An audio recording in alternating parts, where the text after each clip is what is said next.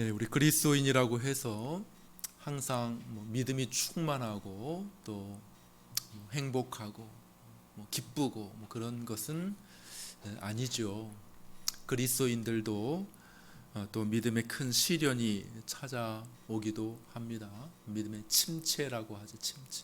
깊은 침체에 빠지는 때가 있습니다. 청교도 시대를 아주 믿음의 본이 되는 정말 성령이 충만한 시대라고 하는데, 이 청교도 목사님들 중에서도 최고봉, 항상 손꼽히는 최고봉 중에 존 오웬이라고 하는 목사님이 있습니다.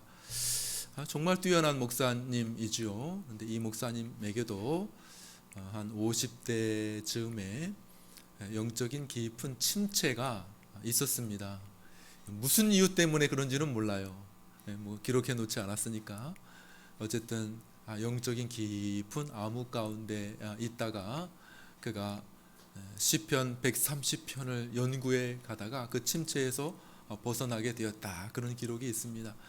나중에 시편 130편 궁금하죠. 도대체 뭐길래, 무슨 내용이길래 이 존 오웬이라고 하는 목사님이 그 깊은 침체에서 벗어나게 되었는가 궁금한데, 나중에 또 말씀을 살펴볼 기회가 있으리라 생각이 듭니다. 20세기 최고의 설교자다, 이렇게 인정받는 마틴 로이드 존스 목사님도 또 한 50대가 위험한 것 같아, 내가 보기에.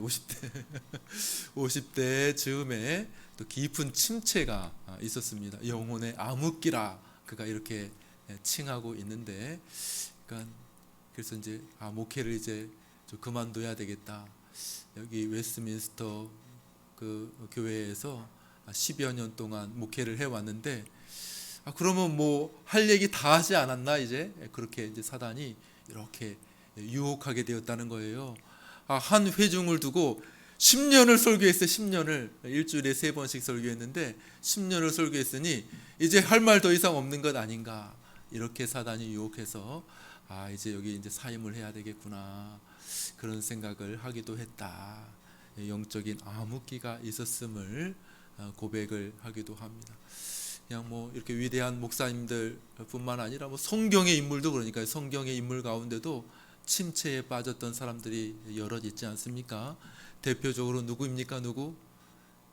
엘리야라고 하는 선지자가 있어요. 엘리야라는 선지자는 능력의 종입니다. 능력의 종. 엘리야 하면 한마디로 말해서 능력의 종인데, 이 엘리야가 그 이세벨이라고 하는 아주 악한 여왕이 있어요. 이세벨이 그냥 죽이려고, 너 엘리야, 너 이세벨은 다른 이방 신상들을 섬기는, 우상들을 섬기는 그런 여인이었거든요. 엘리야 선지자를 죽이려고 하니까 엘리야 선지자가 피해 다니다가 너무 지치고 너무 힘들어서 하나님 앞에 기도합니다. 하나님, 이제 됐습니다. 됐어. 이제 날 좀 죽여 주십시오. 내 목숨을 좀 걷어가 주십시오. 이렇게 엘리야 선지자도 성경의 인물의, 성경의 위대한 하나님의 사람도 깊은 침체 가운데 빠진 적이 있었던 것을 우리가 성경에서 보게 됩니다. 오늘 본문도 그런 사람에 대한 이야기죠. 누굽니까? 신약의 엘리야라고 말하는, 신약의 엘리야라고 불리워지는 세례 요한에 대한 이야기입니다. 세례 요한. 2절 말씀을 한번 같이 보겠습니다. 2절 말씀을 같이 읽겠습니다. 시작.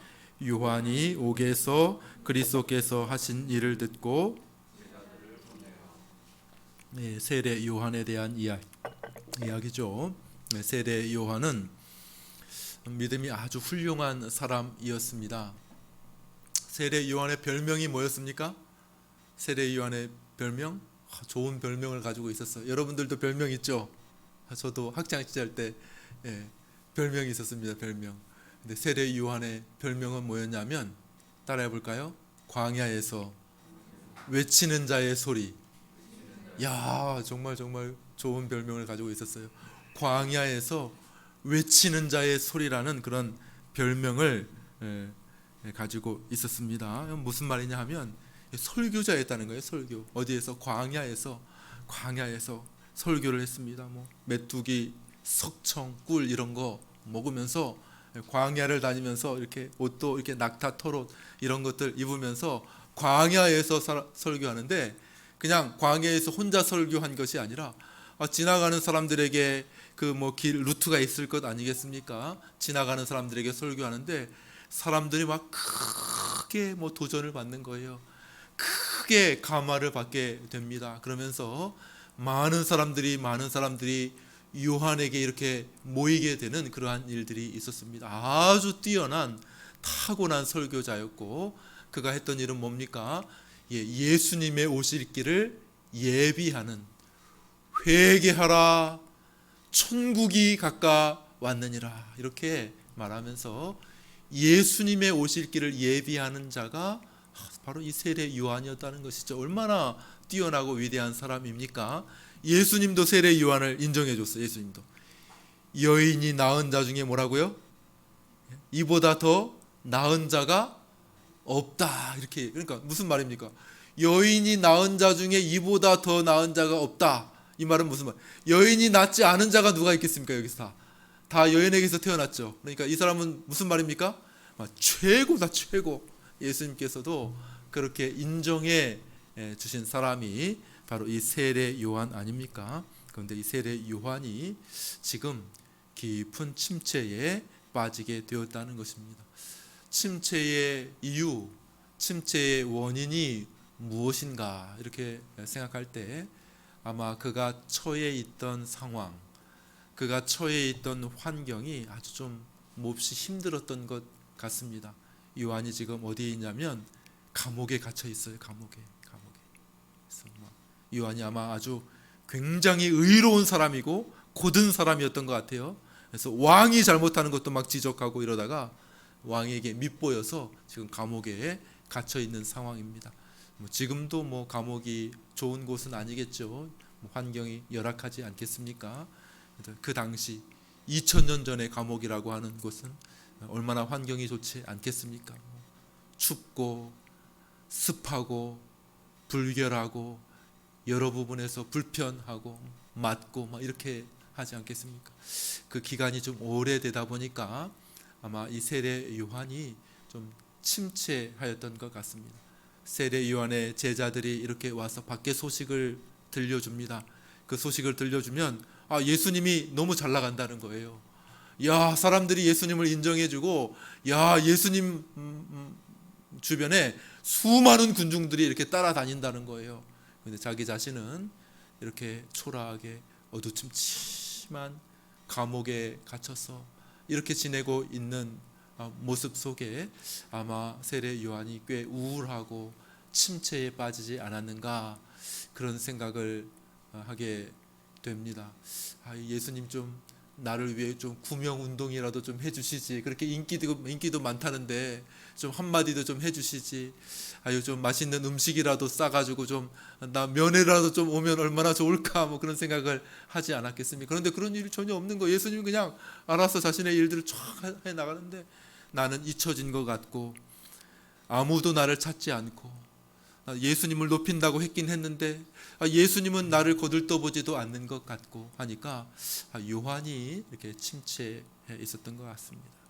근데 요한뿐만 아니라 아마 제자들도 그러지 않았겠어요? 요한의 제자들, 야, 한때는 막 그냥 요한 따라다니면 뭐 대단한 자리 한 자리 하겠다 이렇게 했는데, 사람들이 요한 따라다니던 사람들이 다 예수님 쫙 따라다니고, 그리고 우리 스승은 감옥에 갇혀 있고, 우리들도 뭐 끈 떨어진 갓처럼 이렇게, 그죠? 이렇게 되지 않는가, 이렇게 생각하며 요한의 제자들도 아마 침체하지 않았는가, 그런 생각을 하게 됩니다. 두 가지 주장들이 있습니다. 지금 요한이 지금 믿음이 흔들리고 깊이 침체해 있다 이렇게 주장하는 분도 계시고, 요한은 그래도 믿음이 든든한데 요한의 제자들이 뭔가 좀 이렇게 흔들리니까 요한이 이 제자들을 위해서 좀 이렇게 좀 믿음을 격려하기 위해서 지금 이 제자들 예수님께 보내고 있다, 이렇게 주장하는 사람들이 있는데 둘 다 크게 틀리지 않고 둘 모두 좋은 이야기라고 생각. 어쨌든 요한과 요한 그의 제자들이 아무튼 믿음의 현재 상황 때문에 믿음의 큰 어려움을 겪고 있는 것을 보게 됩니다. 그래서 요한이 제자들을 예수님께 이렇게 보냅니다. 3절을 한번 같이 읽겠습니다. 3절 말씀입니다. 우리 한 목소리로 읽습니다. 시작. 예수께 여짜오되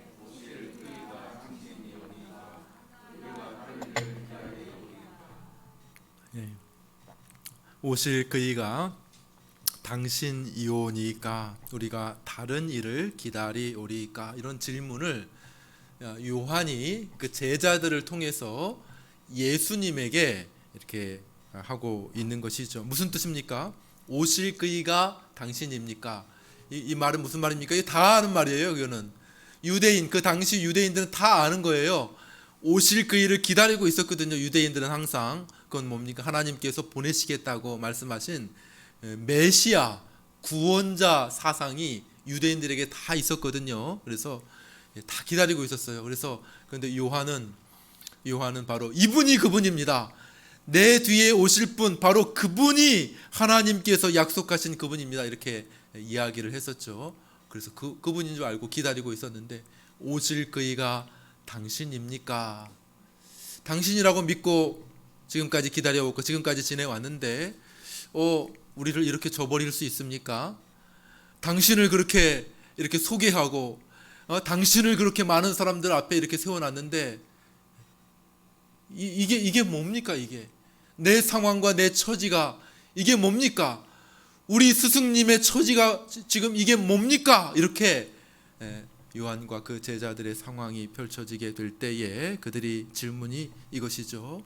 오실 그이가 당신입니까? 그런 줄 알았는데 아닌 거 아닙니까? 혹시 우리가 다른 일을 또 기다려야 되는 것 아닙니까? 당신 잘 보니까 좀 이상한데, 우리의 처지를 보니까 뭐 이럴 줄은 몰랐어. 이럴 줄은. 아니, 당신이 그렇게 오실 일하면은, 우리를 구원할 일하면 우리 이 감옥에서 건져내고 우리를 이렇게 잘 되게 해야 되는데 이게 무슨 일입니까? 이렇게 이야기를 하고 있는 것이죠. 요한의 믿음이 흔들렸든지 혹은 요한의 제자들의 믿음이 흔들렸든지 어쨌든 처지와 상황이 굉장히 좋지 않게 되어 있습니다. 자, 우리들도 이런 때가 있지 않습니까? 세례 요한처럼 그냥 말은 안 하고 가만히 있지만은 우리들도 예수님을 믿기는 믿는데 이거 진짜 뭐 이대로 계속 믿어도 되는가?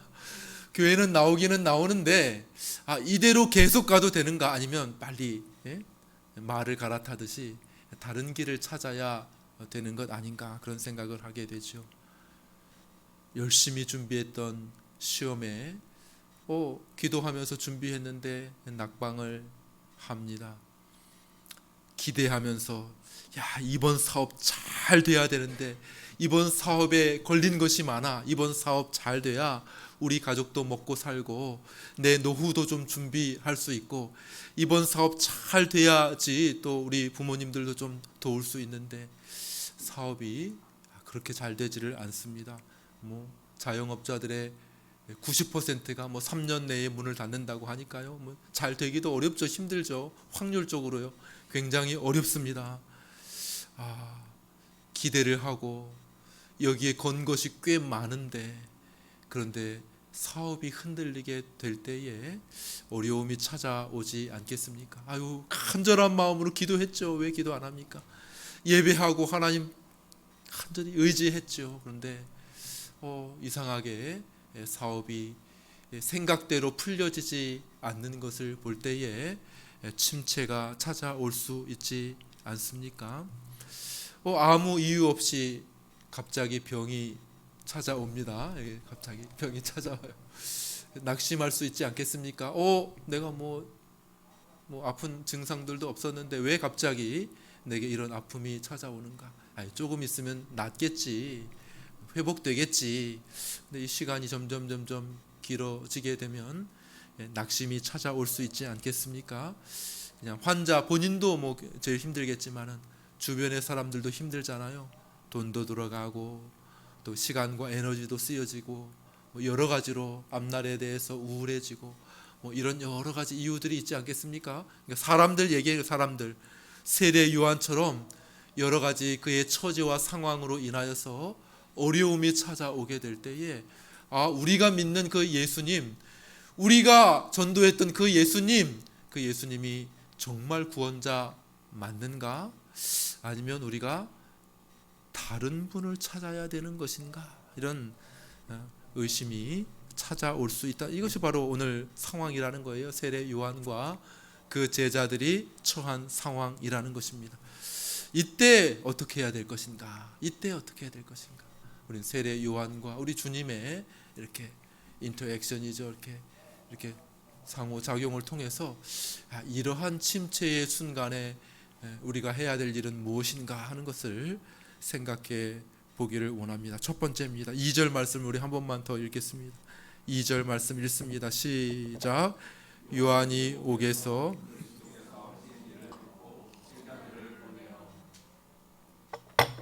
이것이 중요합니다.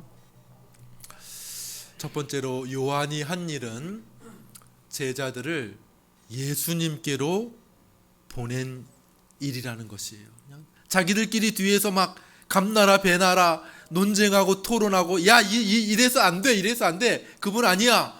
이런 토론과 논쟁, 비난과 의심 이런 것들이 이렇게 있을 때에 요한이 한 일은 뭐냐면 가봐. 직접 한번 그분에게 한번 가봐. 그분을 뵙고 그리고 그분의 이야기를 한번 직접 들어봐. 이것이 참 중요한 일이라는 것입니다. 중요한 일입니다. 막 사람들은 자기 생각대로 그냥 막 이런저런 이야기와 상상을 펼칠 때가 많이 있습니다. 예수님이라고 하는 이분이 나의 상식과 나의 지식과 나의 기본 소양, 나의 틀에 맞지 않기 때문에 아이고 이분은 아닌가 봐 이렇게 생각하는 경우들이 많이 있습니다. 내가 이렇게 틀을 만들어놔요. 틀. 메시아라면 이런 분이야. 구원자라고 하면 이런 분이지. 나의 틀을 만들어 놓고 거기에 예수님이 끼워 맞춰지지가 않아요. 그러니까 아닌가 보다 하고 예수님을 의심하거나 저버리는 그런 일들이 얼마나 많이 있느냐는 것이죠. 그러나 중요한 것은 그냥 뒤에서 막 뭐라고 하지 말고 직접 예수님을 대면하고 직접 예수님을 경험하고 직접 예수님의 말씀을 들어보는 것이 중요하다는 것이죠. 요한이 한 일이 바로 그것이라는 것입니다. 물론 목사님 우리는 지금 어떻게 예수님 만납니까? 예수님 지금 이 땅에 계시지 않고 다시 살아나셔서 저 천국에 가셨다면서요. 어떻게 예수님 만납니까? 물론 우리는 육신으로는 예수님을 더 이상 뵙지는 못하죠. 그러나 여기 성경이 있습니다. 성경 앞으로 나아가게 되면 여러분들은 생생한 예수님의 움직임, 예수님의 동작, 예수님의 음성의 그 소리를 들을 수가 있는 것이죠. 성령 하나님께서 역사하시면 아주 생생하게 예수님께서 바로 우리 앞에 계신 것처럼 우리는 예수님을 뵙고 경험할 수가 있는 것입니다. 이것이 중요해요. 이것이 1차적으로 여러분들 그냥 사고의 틀에 예수님이 맞지 않는다고 해서 예수님을 저버리는 그런 일들을 하지 말아야 합니다. 그분께 나아가서 확인해 보십시오. 무슨 의구심이 듭니까? 그분께 직접 나아가십시오. 하나님의 말씀 앞으로 나아가서 확인해 보십시오. 도대체 당신이 맞습니까? 이 세상의 구원자가 맞습니까? 하나님께서 보내신 오시겠다고 하신 그 메시아가 맞습니까? 이렇게 그 예수님께 물어야 하는 것이죠. 예수님께서 말씀하십니다. 요한의 제자들에게 우리 4절 5절 말씀도 같이 읽어보겠습니다. 4절 5절 한 목소리 읽습니다. 시작. 예수께서 대답하여 이르시되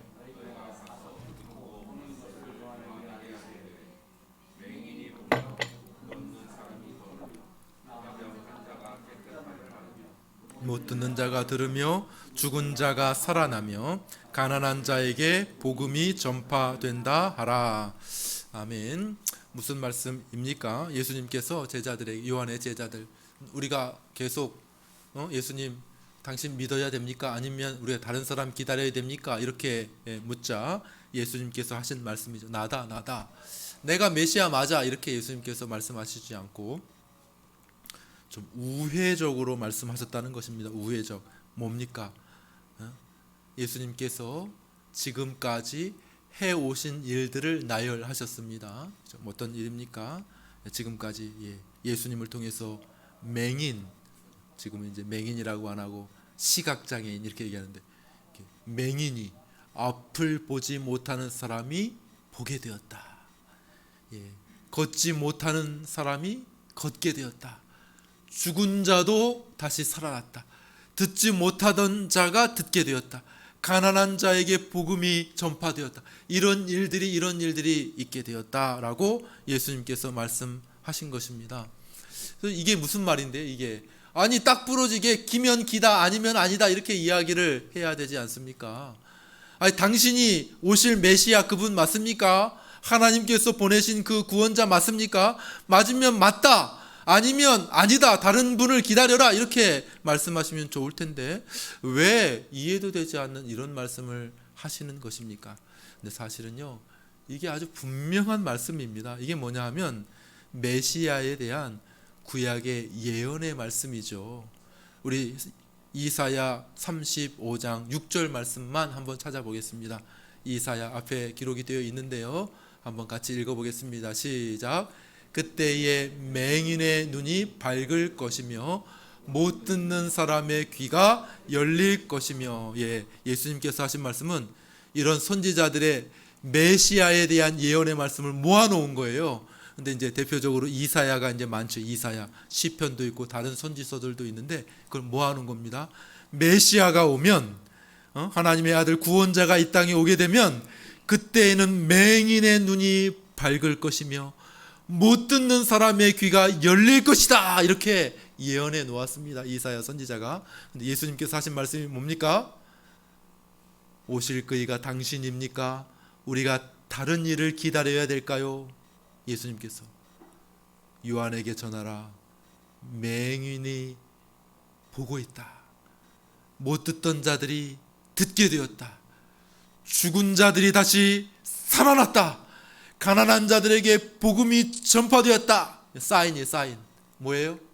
메시아. 내가 메시아다. 너 알고 있지? 구약의 메시아 예언한 그 예언서들 알고 있지? 그 예언의 말씀 다 알고 있지? 사인이에요, 사인. 암호 같은 사인. 그지? 내가 메시아라. 이렇게 말씀하고 계시는 것이죠. 자, 사람들은 자꾸 이렇게 자신의 상황과 처지에 예수님을 끼워 맞추려고 합니다. 내 기도 잘 들어주면, 내 상황 좋아지면, 당신은 예수님입니다. 당신은 구원자입니다. 당신은 하나님입니다. 이렇게 인정할 준비가 되어 있어요. 그런데 내 상황이 그렇게 좋지 못하면 당신은 아니야, 이럴 마음의 준비가 되어 있다는 거예요. 그런데 우리 주님은 뭐라고 말씀하시는 것입니까? 내 처지로부터 시작하지 말라는 것이죠. 하나님의 말씀이 도대체 뭐라고 말씀하시는지 거기에 귀를 기울여 보라고 말씀하고 계시는 것입니다. 자, 오늘날 사람들이 예수님에 대해서 가진 잘못된 생각과 편견들이 무엇이 있습니까? 사람들은 나름대로 예수님에 대해서 이런저런 생각을 가지고 비판하고 있습니다. 예수님을 믿지 않아도 되는 이유들을 다 가지고 있어요. 사람들을 만나서 전도해 보십시오. 그러면 예수님을 믿지 않아도 되는 이유들을 다 가지고 있어요. 유튜브를 보니까 이런 말, 크리스찬들이 전도할 때 그들의 입을 막아버릴 수 있는 방법 1부터 9까지 쫙 나와 있는 그런 유튜브도 있더라고. 이런 것을 물어보면, 이런 것을 말하면 그들의 입을 막아버릴 수 있다, 이렇게 하는 그런 이야기들이 있는 거죠. 그러니까 사람들 다 마음 속에는, 그죠? 예수님 믿지 않아도 되는 그런 이유들이 많이. 예를 들면 뭐가 있을까? 예를 들면 과학에 대해서 관심이 많은 사람들은 뭐라고 할까요? 과학에 대해서. 아니 어떻게 동정녀가 아이를 낳을 수 있는가? 동정녀가 그럴 수는 없다. 아니 어떻게 죽은 자가 다시 살아날 수 있느냐? 그거는 21세기 과학으로 불가능하다. 우리 보고 그걸 믿으라는 거냐? 이렇게 이야기를 하는 것이죠. 우리가 예배 시작 전에 사도신경 고백하지 않습니까? 참 희한한 사람들이 여기 다 모였어요. 동정녀 마리아에게서 나시고 아멘 막 이렇게 희한한 사람 어떻게 믿습니까 여러분들? 예수님께서 동정녀 마리아에게서 나신 것을 믿습니까? 그런데 과학을 맹신하고 과학을 신봉하는 사람들은 야야야야 그런 거 어떻게 믿냐? 어떻게 21세기인데 어떻게 동정녀에서 사람이 날 수 있단 말이냐? 사실은 숙톡 다 뒤에서 어떤 일이 있었겠지. 이런 소문들이 다 그 당시에도 있었고 오늘날에도 그렇게 생각하는 사람들이 있지 않겠습니까? 역사를 좋아하는 사람들은 뭐라고 말할까요? 역사를 좋아하는 사람들 십자가라고. 십자가가 우리를 구원한다고? 십자가 그거 로마의 형틀이야. 형틀. 십자가 그거 로마의 죄수들이 죽는 형틀이라고. 그런데 십자가가 우리를 어떻게 구원한다는 것이냐 이렇게 이야기를 하죠. 그냥 뭐 과학이나 뭐 역사나 관심이 없는 대부분의 일반 사람들은 무엇으로 예수님을 부정할까요? 무엇으로? 오늘 본문처럼 나의 처지. 따라해봐. 나의 처지. 야, 예수님이 살아계시다면 이럴 수는 없지. 이럴 수는 없어. 내 처지와 내 상황을 봐봐. 어떻게 이런 일이 있을 수 있다는 거야. 뭐 자기 일이 아니라면 다른 사람 일까지도 끌어들여 가지고 어쨌든 예수님을 부정할 그런 마음이 다 되어 있는 것이죠. 자, 저 사람 다 착하게 살았는데 저 사람 왜 이렇게 어려운 거야?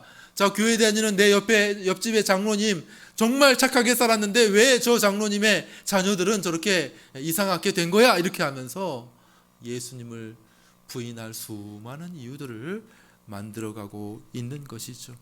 아이고 나도 교회 좀 다녀봤다고, 예전에 기도도 해봤다고, 가정의 문제와 사업의 어려움을 위해서 하나님께 기도했는데 이게 뭐야, 좋아진 것 하나도 없이 계속 이 모양 이대로 있지 않는가, 이렇게 이야기를 하면서 예수님을 부인하려고 하고 그 신앙에서 떠날 준비를 하고 있는 많은 사람들이 있다는 거. 기회만 되면 예수님 부정하고, 아직까지 내가 여러 가지 뭐 이렇게 얽힌 게 많아가지고 아직 나가고 있지는 않지만은, 그러나 내가 기회만 되면 예수님 반드시 부정하고 나갈 거야, 이렇게 하는 사람들이 얼마나 많이 있는지 모릅니다. 전도하다 보니까 아이고 예전에 다녔어요, 근데 코로나 때문에 안 다니고 있어요, 이렇게 말하는 사람들을 굉장히 많이 보게 됩니다. 여러분들은 어떠한 상황에 있습니까? 여기 세례 요한이라든지 그 외에 여러 사람들이, 예수님을 부정하는 사람들의 주장들이 여러분의 마음 가운데도 얼핏 스치고 있지는 않습니까? 그것을 오늘 말씀하고 있는 것이죠. 자, 오늘 본문에서 우리 주님께서 하시는 말씀은 무엇입니까? 1차적으로 내 자신의 입장과 주장을 내세우기보다는 첫 번째로 우리가 해야 될 일은 예수님께로 나아가라는 것이에요. 예수님께 나아가라. 그냥 나의 틀에 맞지 않는다고 나 다 짜진 나의 틀 속에 예수님을 끼워 맞추려고 하고, 그것에 맞지 않는다고 예수님을 비난하고 예수님을 부정하지 말고 그분을 있는 그대로 만나보고 그분을 경험해 보라고 말씀하고 있는 것입니다. 우리 4절 5절 말씀 다시 한 번만 더 읽겠습니다. 4절 5절 보여주십시오. 읽습니다. 시작. 예수께서 대답하여 이르시되 너희가 가서 듣고 보는 것을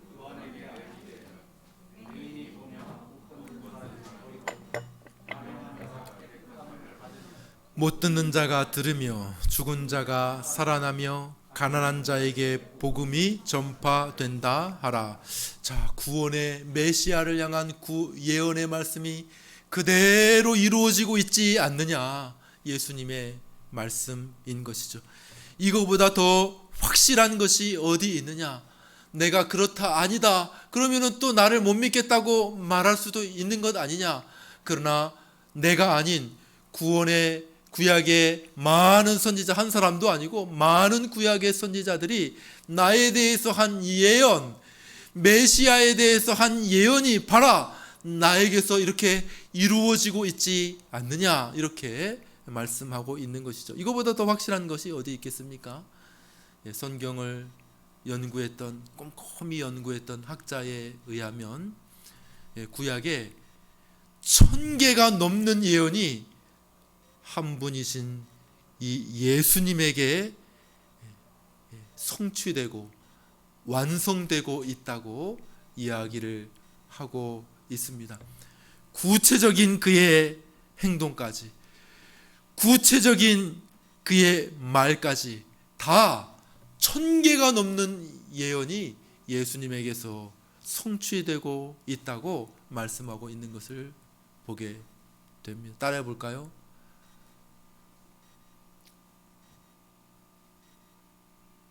성경에 말씀하신 것을 이루기 위하여. 이런 말씀이 성경에 얼마나 많이 있습니까? 그죠? 성경에 말씀하신 것을 이루기 위하여 예수님께서 이 길로 가야지 되는데 이 길로 갔다. 성경에서 말씀하신 것을 이루기 위해서 예수님께서 이런 일들을 하셨다. 이것은 바로 성경의 말씀을 응하기 위해서다. 이렇게 하는 성경의 말씀이 얼마나 많이 있습니까? 여러분들 이단들 이야기 들어보면 이단들 자기 이야기 들어보면 한 두세 가지, 서너 가지 이렇게 막 말도 되지 않는 것들 왜곡시켜 가지고 내가 메시아다 막 이래요. 내가 성령이다. 이거 조심해야 됩니다. 그러나 막 왜곡해 가지고 그를 끼워 맞춰 가지고 자기가 바로 여기서 말하는 바로 그 구원자가 바로 나다 이렇게 주장하는 경우가 있습니다. 여러분 조심해야 됩니다. 왜곡된 것이죠. 그러나 우리 예수님에 대해서는 구약의 1000가지가 넘는 예언이 이 한 분 예수 그리스도에게서 온전히 성취되었음을 믿으시기를 바랍니다. 여러분들이 만약 예수님께서 하나님이 보내시는 그 구원자가 맞는지를 확인하기 위해서는 그 예언의 말씀을 예수님의 삶과 매치해 보라고 말씀드리고 있는 것이죠. 너무 분명한 말씀이 이루어지고 있는 것을 보게 됩니다. 말씀을 맺습니다. 우리 주님께서 마지막으로 세례 요한에게 이렇게 말씀하십니다. 6절 말씀을 마지막으로 읽습니다. 6절 말씀입니다. 읽겠습니다. 시작.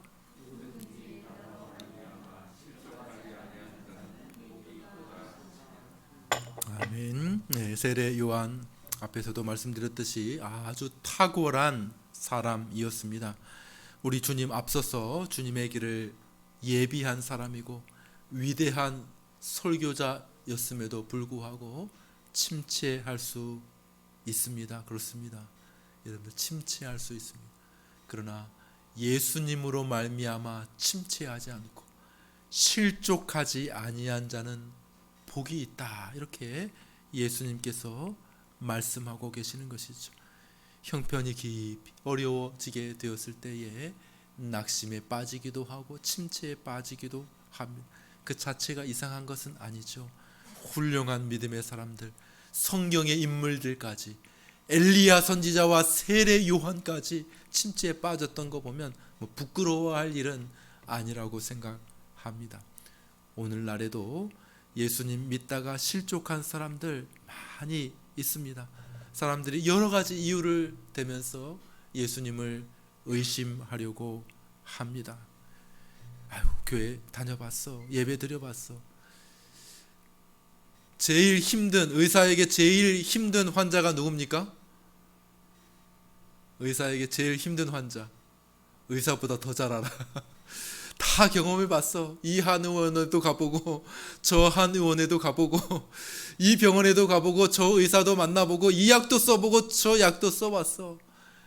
제시하는 것마다 제안하는 것마다 아이고 다 해봤습니다. 의사 양반 이렇게 하는 사람이 제일 힘들지 않겠습니까?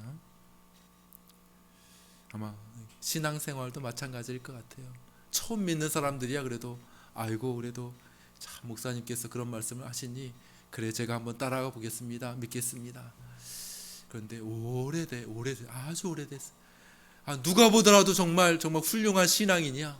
정말 저분 참 훌륭한 신앙. 그런데 그런 사람이 침체에 빠지게 되면 백약이 무효, 백약이 무효. 100가지야 권면이 무효. 아무런 말도 들으려 하지 않는다는 것이죠. 자, 예수님의 처방이 무엇입니까? 기본으로 돌아가라는 거예요. 기본으로.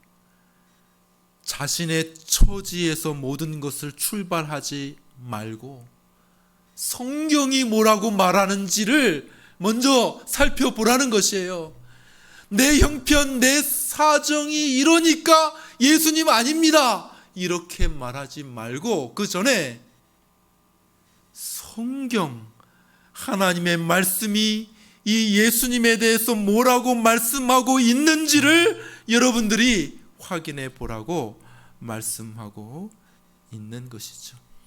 예수님이 누구신지, 예수님이 어떤 일들을 하셨는지 그분을 뵙고 그분에게서 직접 들어보라는 것이에요. 이것이 바로 실족에서 벗어나고 침체에서 벗어날 수 있는 가장 빠른 길이 되는 줄로 믿습니다. 여러분들, 요한은 예수님의 말씀을 듣고 믿음이 회복됐을 것입니다. 물론 그의 처지가 달라진 것은 없습니다. 여전히 감옥에 있고요. 그리고 조금 후면 너무 황당한 일로 어떤 여자아이가 춤을 잘 췄어요. 춤을 잘 췄어. 그 일로 황당하게 요한의 목이 달아나게 됩니다. 왜요? 임금이 야, 너 춤 잘 춘다. 너 뭐 해줄까? 그러니까 그 여자아이가 뭐라 했는지 알아요? 요한의 목을 주십시오. 그랬거든요. 그러니까 너무 황당한 일로 요한의 목이 달아났어요. 처지가 달라진 것도 없고 조금 후에는 너무 황당하게 죽임을 당했지만 그러나 요한은 확신 속에서 죽었다고 믿습니다. 왜냐하면 예수님의 말씀을 들었기 때문이죠. 자신의 처지에 매몰되지 않고 왜 이런 거야, 내가 왜, 내 상황은 왜 이런 거야, 이렇게 매몰되지 아니하고 나는 잘 모르지만 하나님의 뜻이 있어 갇힐 수도 있는 것 같아. 나는 잘 모르지만 하나님의 큰 구원의 계획 속에 내가 죽을 수도 있는 것 아닌가, 이런 생각을 하게 되는 것이죠. 그러나 우리 주님은 하나님께서 보내신 메시아임을 확신했다는 것이죠. 사랑하는 여러분, 우리도 세례 요한과 같은 확신 속에서 살게 되기를 바랍니다. 확신 속에서 죽게 되기를 바랍니다. 그것은 비결은 예수님의 말씀, 성경 말씀, 그 말씀을 듣는 것이 될 것입니다. 우리 찬송하겠습니다.